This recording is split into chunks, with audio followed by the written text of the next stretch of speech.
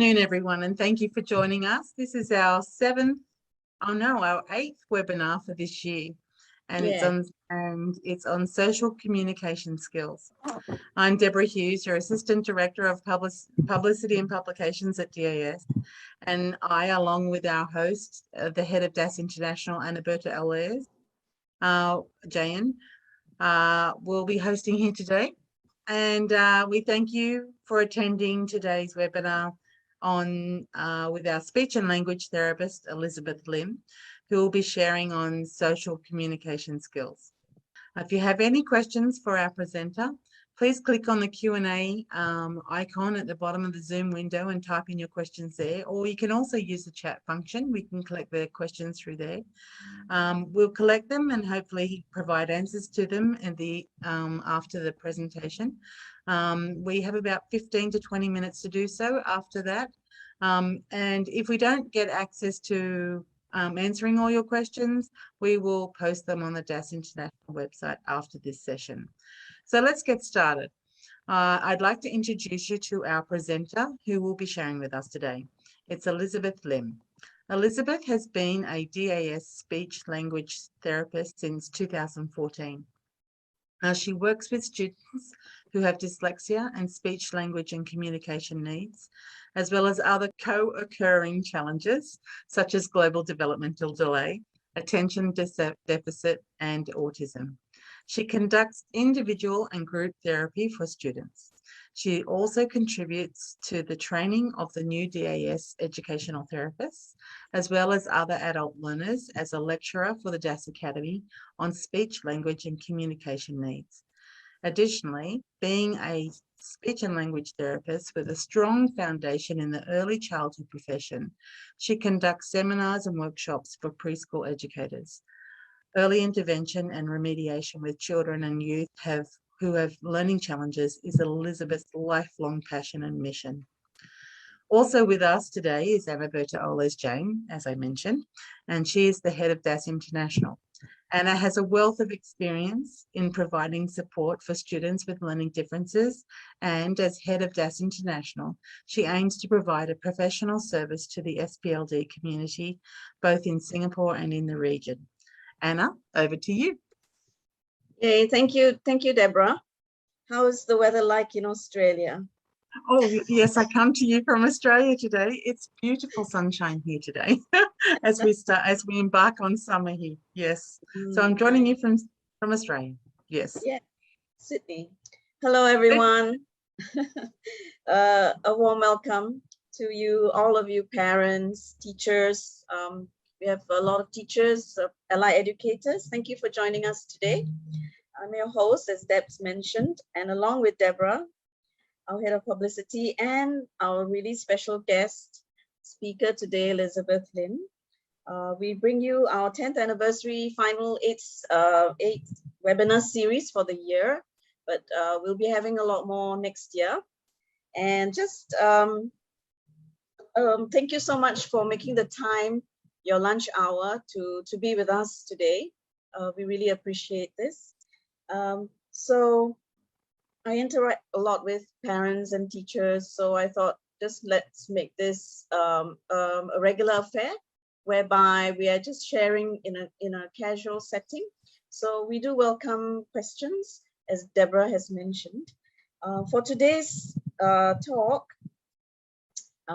Elizabeth, she will be in a nutshell sharing on really social emotional skills. Social communication skills are really important as they empower children to be self-confident in school, in other environments, as they know how to behave and to interact successfully with the people around them. So this is important as it impacts children's overall emotional and social well-being. Some children develop social communication skills naturally, while others may need to have a bit more time with people around them, their peers, maybe some extra support.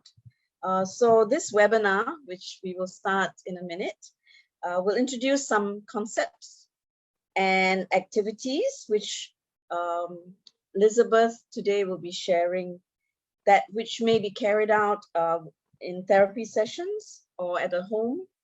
So over to you. Let's dive right in, Elizabeth.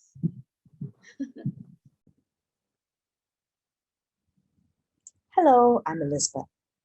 I'm a DAS, speech language therapist, and I'll be sharing with you about social communication skills. What are social communication skills? They include nonverbal skills, such as the eye contact we have when we're talking with another person, our facial expression when we communicate, and our body language, which includes gestures such as thumbs up, which can mean well done or I like it. It also includes verbal skills, which means the use of language for different purposes, like when we make requests, express our thanks and appreciation, express our opinions, or discuss, negotiate, and problem solve. Social communication skills also include social interaction skills, such as listening to others, having a conversation, cooperating with others, sharing, and being helpful to others. Now, higher level social communication skills include what are known as social thinking skills, such as social awareness through the practice of social observation, which is being aware of other people by paying attention to them, observing them. It also includes perspective-taking skills, or putting ourselves in other people's shoes and thinking about how they might feel or think, and inferential thinking skills, which means that with all these combined, we then think about why a person might behave the way they might behave. We make smart guesses or infer that they might be behaving in a certain way because they think and feel certain things, or they might be motivated by certain things. Now, students with good social communication skills develop and maintain healthy friendships and relationships through their positive social interactions with other people. They are confident of themselves wherever they are because they know how to behave in ways that make themselves welcome, because they make other people feel comfortable around them. As a result, such students are more likely to thrive in their schools and in their work environments in future. Conversely, students with poor social communication skills say and do things that upset other people, and so they have difficulty participating in group activities because they might not be welcome, or even if they are invited, they might be awkward and offensive at times. As a result, they find it difficult to develop and maintain friendships and relationships. As a consequence, they might also lose confidence in themselves and may keep quiet even if they're bullied or struggling. Now, social communication difficulties can be caused by a variety of difficulties, such as language difficulties, like if a student has difficulty understanding what other people say in conversations, or they don't know how to express what they want to say, or they say the wrong things at the wrong time. This can lead to miscommunications and misunderstandings. It can even upset other people. Now, such students may also have poor emotional regulation and impulse control, such that if they're too excited or they're upset, they don't know how to regulate their behavior, and they might end up confusing, upsetting, or even offending others. These students with social communication difficulties usually have poor self-awareness as well. They're not very aware of that, the reasons for their behaviors, their own feelings and their own thoughts, or why they react the way they do in certain situations. And they definitely usually have lack of social awareness and social observation skills, which means they're not very aware of how other people behave in response to their behaviors. They're not very aware of how they impact others. And that's also because they don't observe the way other people behave. Now, what can a speech language therapist do to help? Quite a lot, actually. If they have language difficulties, we can teach language skills through games and structured activities. However, I won't talk about this because my colleagues are talking about it in their videos. Now, we can teach very specific or targeted social skills through the use of social stories, videos, and social scripts, which the child can rehearse and role play. So for example, we can even teach a student how to behave at the dinner table, how to behave in class during lessons, how to behave when you visit a friend for the first time, or how to behave when you receive a present, and how to behave when you have made a mistake and need to make an apology. So social scripts include the words that a student needs to learn to say. So the lines. Okay? And we teach them through rehearsal and role play so that they are able to use it a bit more spontaneously and naturally when the situation arises. However, students need to develop more flexible, higher level social communication skills in flexible ways to respond flexibly to dynamically changing social situations. Now, to do this, first of all, students must have mastered the targeted social skills already mentioned earlier. Then we can begin to teach them more advanced social thinking skills by first teaching them the vocabulary they need that's related to ways of thinking. This we also teach through games and structured activities. Now we do all this so that we can begin to nurture their self-awareness and social thinking skills, or thinking about other people and how other people think about them. So this is an example of a game that I use to teach young students social observation skills, or the beginnings of it. We call it do good looking. And the vocabulary related to it is do good looking, and everyone is part of a group, right? And because we're part of a group, we need to learn to pay attention to other people, their facial expressions, their eye contact, their eye gaze, that shows their interest and attention. So let's have a look at this game. Okay, so now we have 3 games on the table, right? We have the pizza man, we have the airplane game where we roll the dice and move the airplanes, and we have Uno, right? So one by one, no talking, okay? I will look at your eyes. Okay, one by one, I will ask you which game you like, right? And you need to do good looking with your eyes. And the rest of us also need to do good looking to guess what our friend wants to play. Are we ready? Yeah. Jaden, can you use your eyes to show us which game you want to play? And you don't block your eyes, okay, Rani? Use your eyes to look. What you want to play? You want to play the airplane? Is it right? You want to play the airplane game? Yes? Awesome! High five! So you can see that the student I high-fived looked at his friend's eye gaze, the direction of the gaze, to figure out what his friend wanted to play. Now, this is, of course, just a game, and it's a structured classroom activity.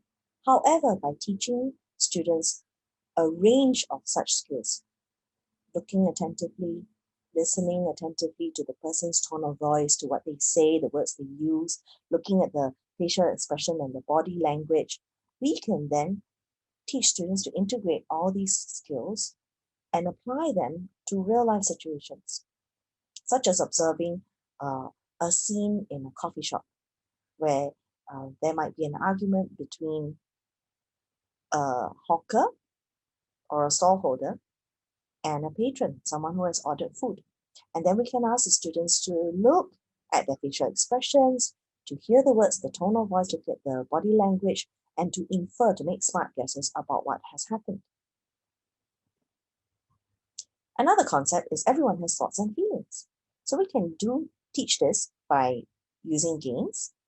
In class, I teach this guess what I'm thinking about game. Right? I get everyone to take turns to gaze at something in the classroom without pointing, okay, and then get the others to guess what that person is thinking about. So this is combined with the use of language, because students also need to ask clarification questions like, is it something we can use?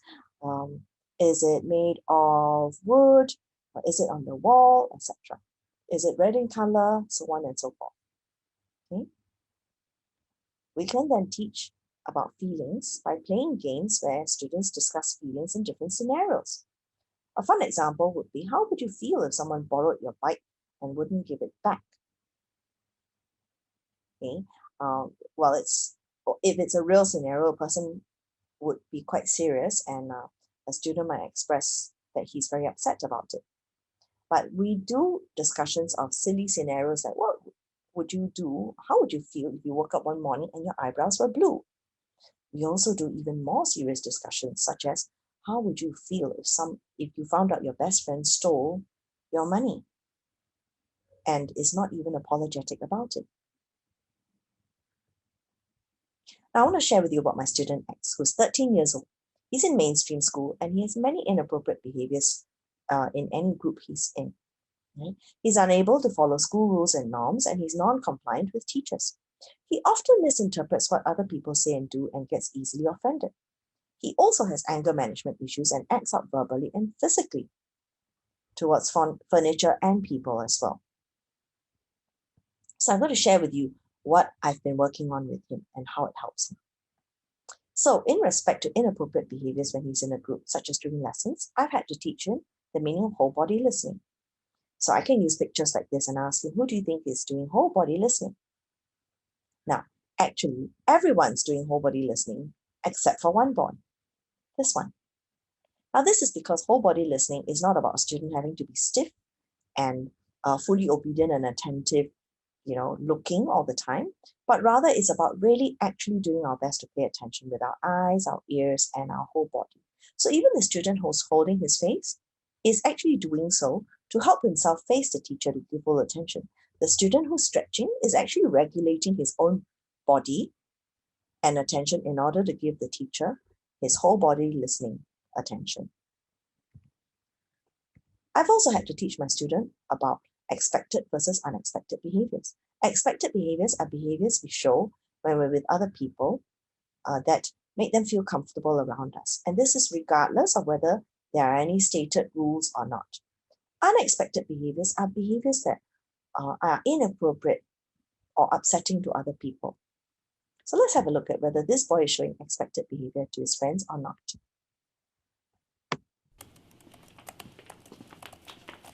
Hey, Jeff. Hey guys. Are you busy now? No, what's up? We could come back later. Jeff.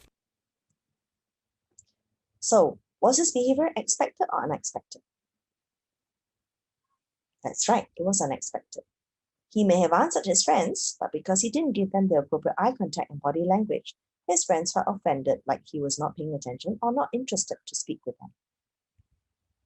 I've also had to teach my student about sharing space and being social, because my student would come to class and would pull the hoodie over his face, put his head on the table and pretend to sleep even if he was listening to the lesson.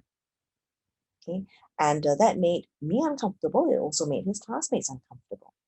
So I had to teach him that when we share space, we need to observe and figure out the best ways to behave so that other people will want to be around us. This is called being social, okay, which includes perspective-taking skills, or thinking about how other people might feel and react when we behave in certain ways around them. He's improving, he's working on it, also because he's learning about expected behaviors. And whenever I say, is this an expected behavior? He corrects his unexpected behavior almost immediately. Slowly but surely, we're making progress.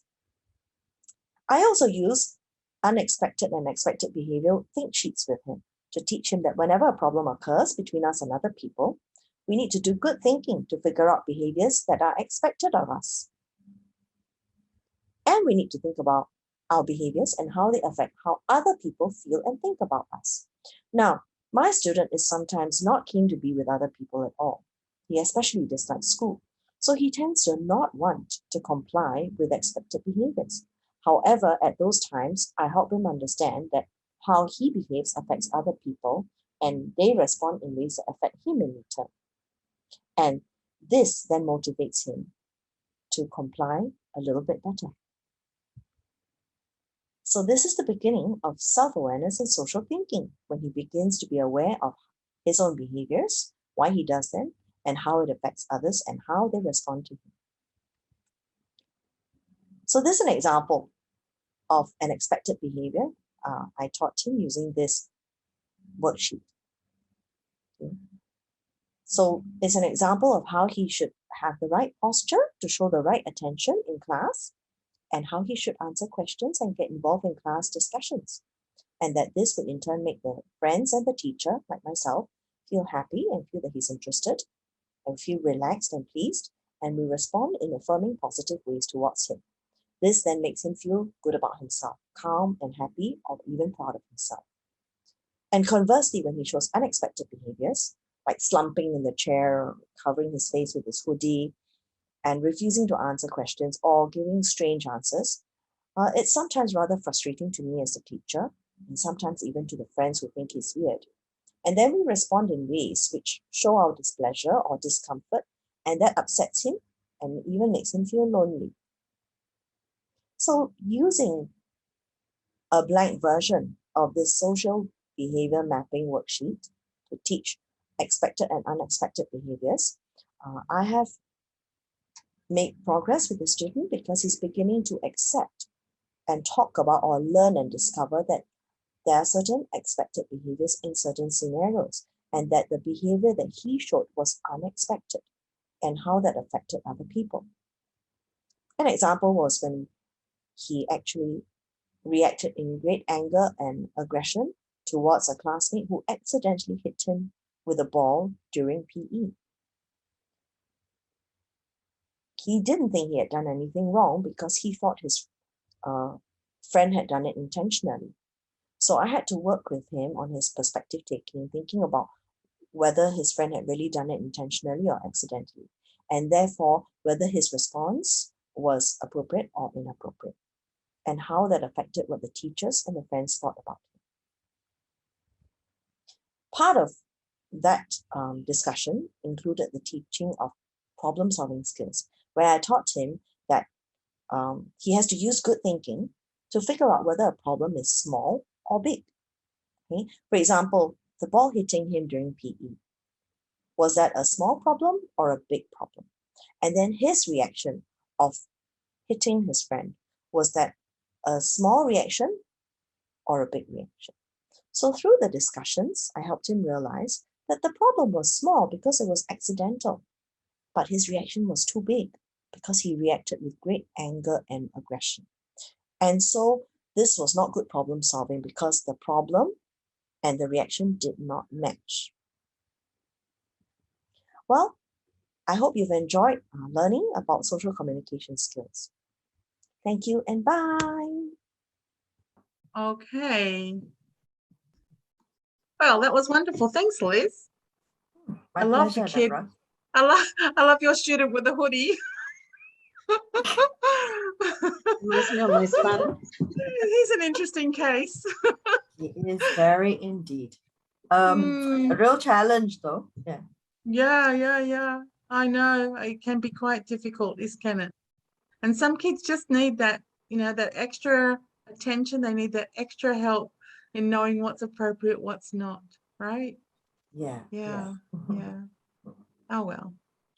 I think what I liked also to add on in your slides, Liz, is like from outside, we're looking in, and I'm really understanding how it's important to, like, the processes, like we just see it at face value, this sort of behavior, but when actually there's so many ways to strategies, that you can actually, if we understood how to support the child through learning, like what you mentioned, like problem solving, to take perspectives, but all these need to be taught to them so that then they can use it as a rod, and you're teaching them how to regulate themselves so that they can manage the social behavior to the world.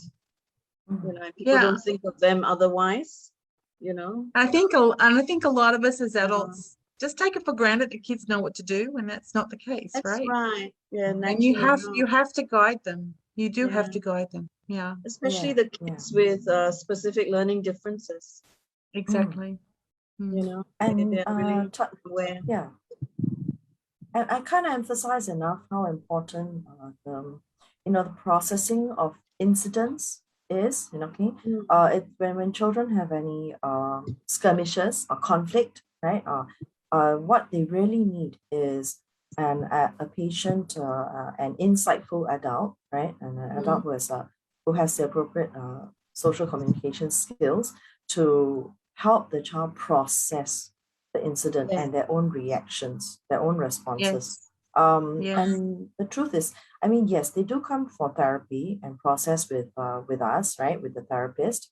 But the thing is that sometimes, right, the most important time to process it is very quickly after the incident.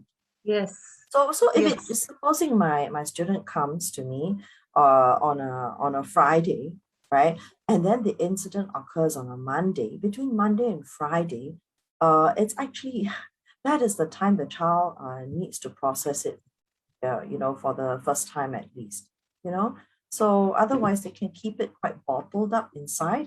And also, kids with learning difficulties, sometimes after a few days, they kind of forget the details, right? Whether it's selective memory or not, whether it's deliberate or not, we're not sure. But, sometimes they actually really forget. And then it becomes, by the time they come to the classroom for therapy, they might not process it as effectively, if they just wait for that appointment, Yeah. So that's why it's important for parents to also acquire the skills to process these incidents with them. Yeah, we actually have a question from Stephen. He Yeah. says he works with some older students, and when they do teamwork, which is very important for them, they are generally very literal. How do we teach them or build their inferential skills when it comes to social thinking? Big question, sorry. It is a big question, but actually I need a bit more detail. So for example, I need an example of how they are, in what ways they're being literal, what is the discussion about, I need the breakdown because sometimes there are different reasons why they are not able to to work in a team effectively. And I need to know what's their behavior like in order to talk about which type of social thinking skill they actually need to develop, because there's so many. Yes, true. There's so many. Because you teach this, don't you? You teach this, don't you, Liz? You have a course on social skills, social communication. Well, it's not a course. We do social skills workshops. Certificate, right? Yeah. Oh, okay. I thought you did a certificate. Oh, okay. Sorry. Not on social skills. Yeah. Someone was asking me, so I'm just gonna share what we do have. Yeah, okay. I'll just share the link. We will ask that question actually. Actually, we do conduct social skills workshops, and we do also no, social skills workshops is under the SLT. Oh no, it's under SES. Yes. Yeah, that's right. And also we for the SLTs we also do individual social communication skills therapy, because students sometimes need to work on these skills individually with a therapist before they are ready to practice the skills in their social interactions, so in a context. Okay. Yeah. So this is a big question. Yeah. Sorry, Anna. No. I was asking. Interesting. You go ahead, Deborah. Sorry. Go ahead. And so that we now have another very big question. This might be opening up a can of worms. How do we encourage social interaction during the pandemic? Right. Yeah. Okay. This is a hard. Well, it is possible though. Okay, what happens is, as these days, our kids do actually, this current generation is very, very gadget handy, very gadget smart, right? And they also are very interested and very motivated to play online games, actually, right? So rather than yes, we do not want them to, we want them to have a balanced way of life. So, but we don't have to shut it down. We can actually use it to our advantage to develop and nurture their social communication skills as well. And also at the same time, understanding, accepting and understanding their interest, okay, even in playing online games, is actually can actually be our way of constructively modeling perspective taking on our part. That means we are able to see things from their perspective, right? We are able to understand and empathize with their interests, even though it's different from ours. And what we can do at home, actually, whenever there's lockdown, or just simply because we just don't want to go out so much anymore, right? These days, because of the pandemic, we can actually play cooperative online games with our children. That means, we are one of the players with them. Really get down to their perspective, right? And play with them. We can also arrange online play dates, right? So that when they still keep in touch and interact with their friends. And so it's not the game only per se that they gravitate towards, but we're influencing them, shaping them gently, right? By being with them to gravitate towards playing with a friend, right? So that when we are able to have more social gatherings again or more safely, then they still feel connected with their friends. They still get excited about seeing their friends, right? And at the same time, they would have a common topic. If you think about it, common interests and play activities are natural platforms for friendships to be nurtured, right? So this actually will still enable our children to develop these common interests and positive feelings towards friends, even when they are separated physically, So that's one thing, but there are many other games we can play at home actually to nurture communication skills during this time. Okay, we can play riddles and guessing games, which would require players to practice a variety of language skills, right? When you play riddles and guessing games, you learn to describe, you use your language and vocabulary, you ask questions, you actually practice logical thinking skills, right? You can play board games at home in which you have scenario cards, or you can write little scenarios of your own, which pose social challenges for players to respond to. So for instance, your child's token, you roll the dice, the child's token lands on a pick a card square. Then she picks up a scenario card, okay, describing a situation in which a friend has said something nasty about her behind her back to another friend. Now, so this is when your child would have to, this is the game, right? Your child has to answer questions such as, how would you feel?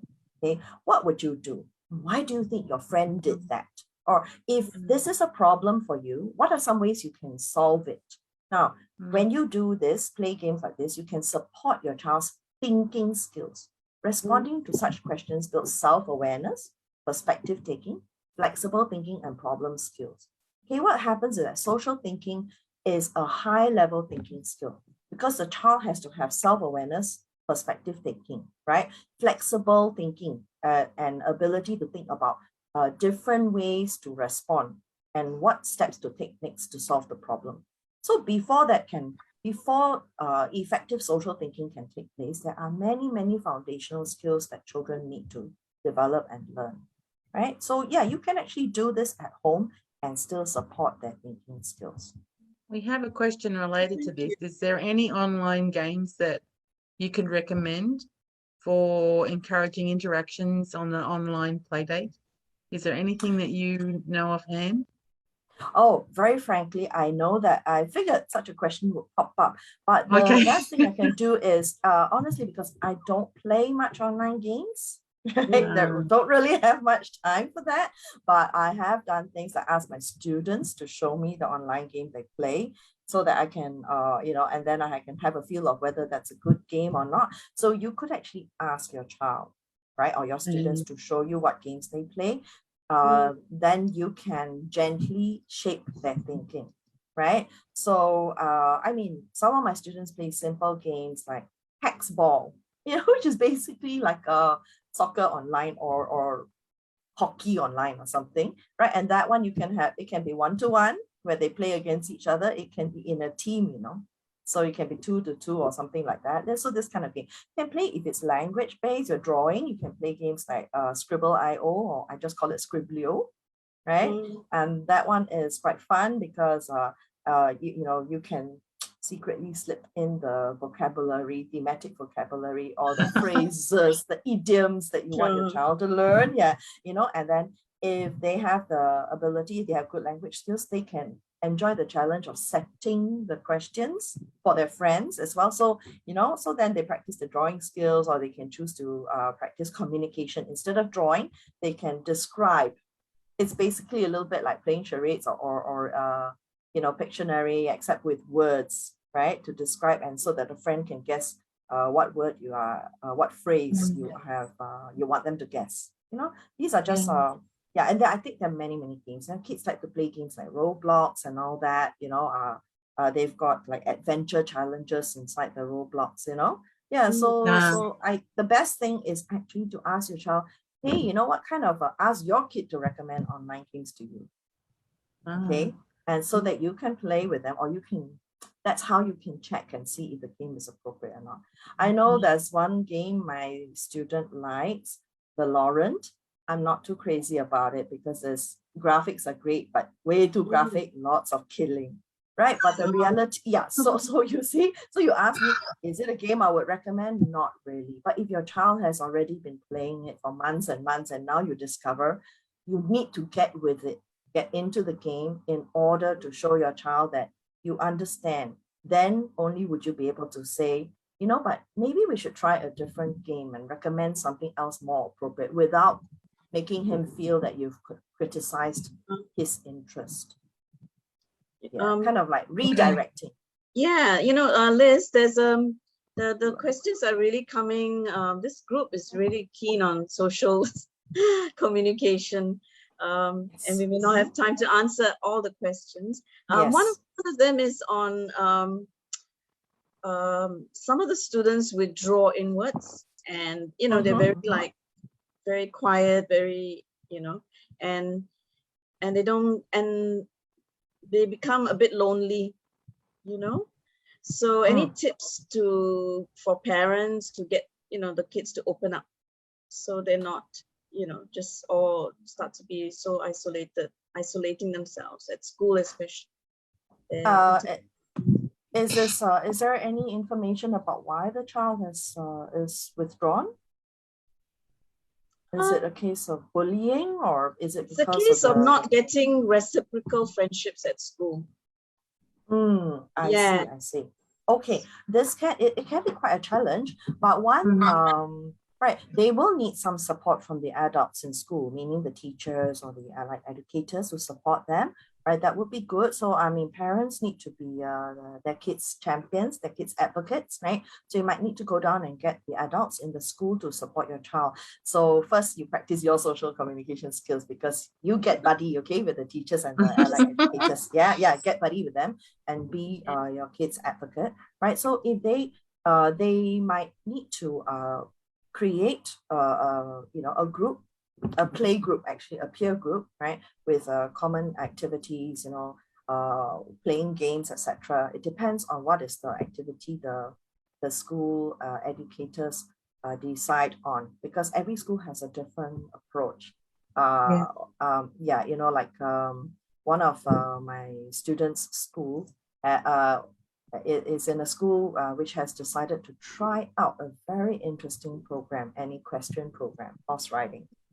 Oh, wow. They haven't started it. Yeah, they haven't started it, but they're going to for a select number of students who they think might benefit from this program. So you see, every school is different, right? But I can share that I also have had students who, who have benefited from learning to play certain games, let's say a certain card game or board game, right? That's age appropriate, and and to become very good in the game, right? An interesting new game, so that they can become a game master, right? So they can when you know something interesting, it will draw people to you.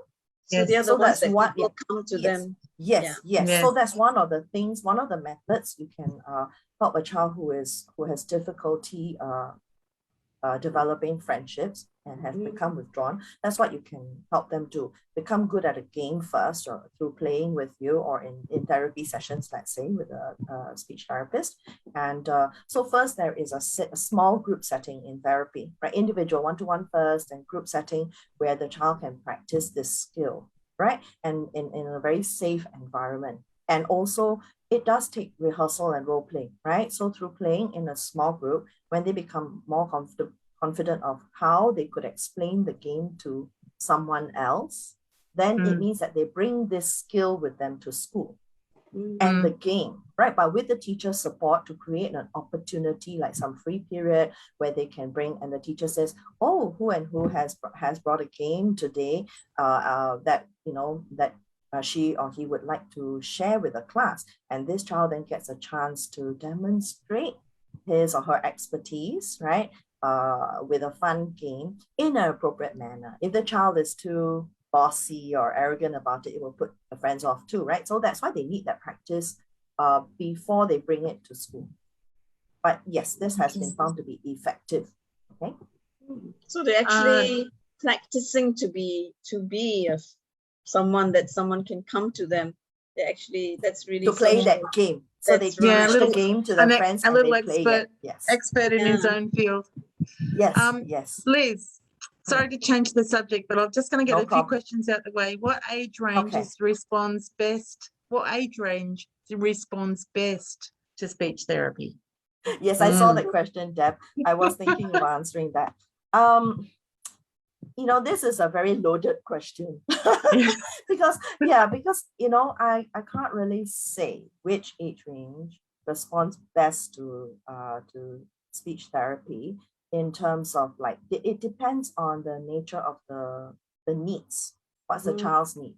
But if, let's say, frankly, if you're talking about foundational language skills, right, then the earlier the intervention, the better. Okay, I'll give an example that I think not everyone may realize this, but even in the first year of life, if a baby does not babble, it's actually a huge red flag for speech delay and language delay. So very few people realize that you should look up, that you should be concerned if your child doesn't babble within the first year of life. Okay. Wow. Yeah, you know, the wonderful, happy, quiet baby who gives us no fuss is not necessarily a good sign at all. Yeah.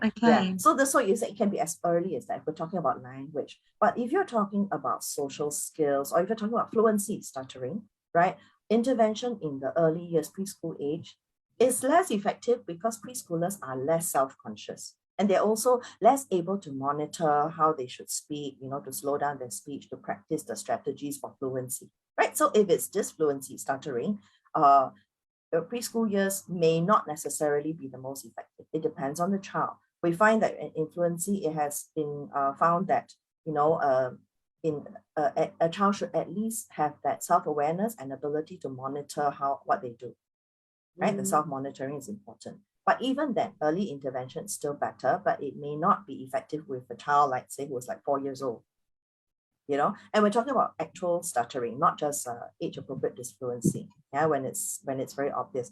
But again, how would you know this one? It would be decided by through like an assessment, yeah, with a speech therapist, right? So if you talk about higher order language skills, right?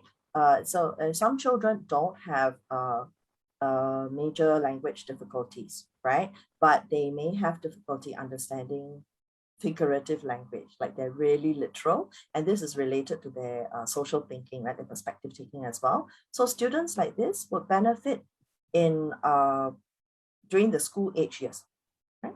School age, whether it's primary or secondary, would be a good time for students, right? And then, yeah, so I hope this helps. Yeah, it did. It helped me. Yes. How are we doing there for time? Well, actually, we should be wrapping up. I'm just checking.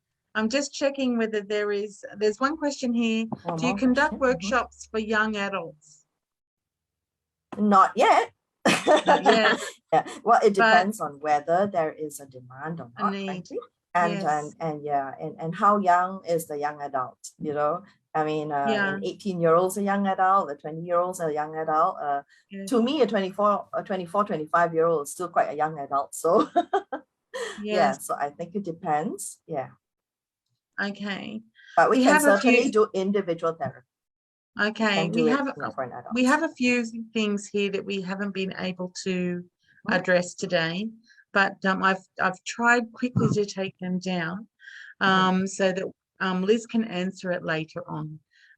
So yes, it's because we're in everybody's lunchtime and we don't want to use up all their lunchtime today, but it's been very, very insightful, Elizabeth. Thank you very much for your time today.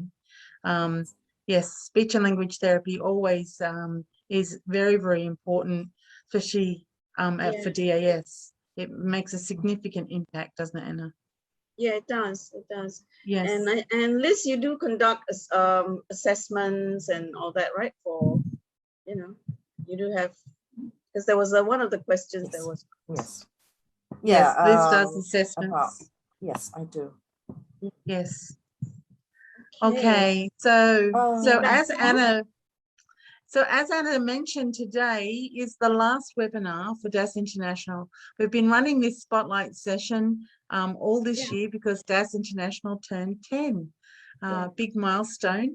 And so you can look forward to more webinars next year because we all love doing them. You know, if the pandemic has taught us anything, is a new way. I mean, I know it's always been around, but it's initiated all of us to be able to deliver these wonderful information sessions, and the webinars have been great. So we really appreciate your time, and I will be sending you a feedback form through the mail. So we'd love to have your feedback, and thank you very much for your time. Anna, would you like to say anything? Yeah, just a hint, I think, we're thinking about what topics we will do, and we'll most likely have the next webinar in after Chinese New Year next year.